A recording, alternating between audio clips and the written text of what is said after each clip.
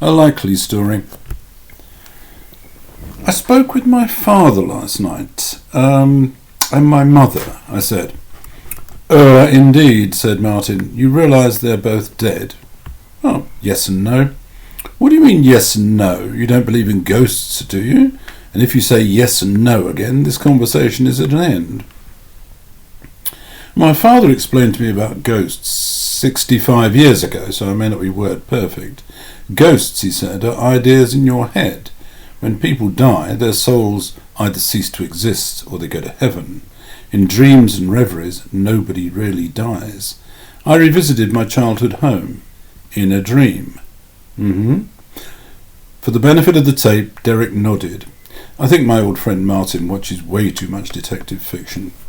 My father, who died when you were 7, yes, that father, I only had the one, he was there, and my mother was in the scullery. My wife was there too, so I had to introduce her.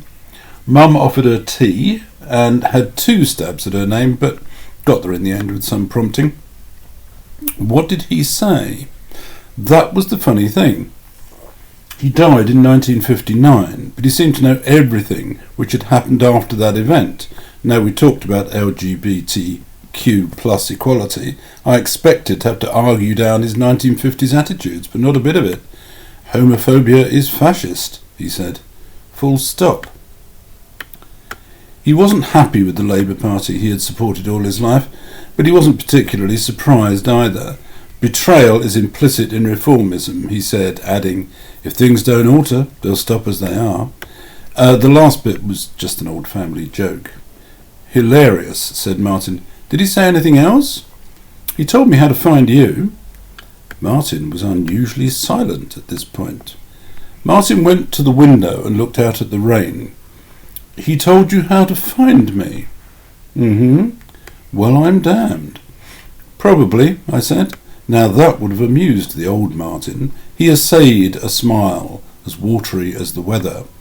We chatted for a while, mainly about the past.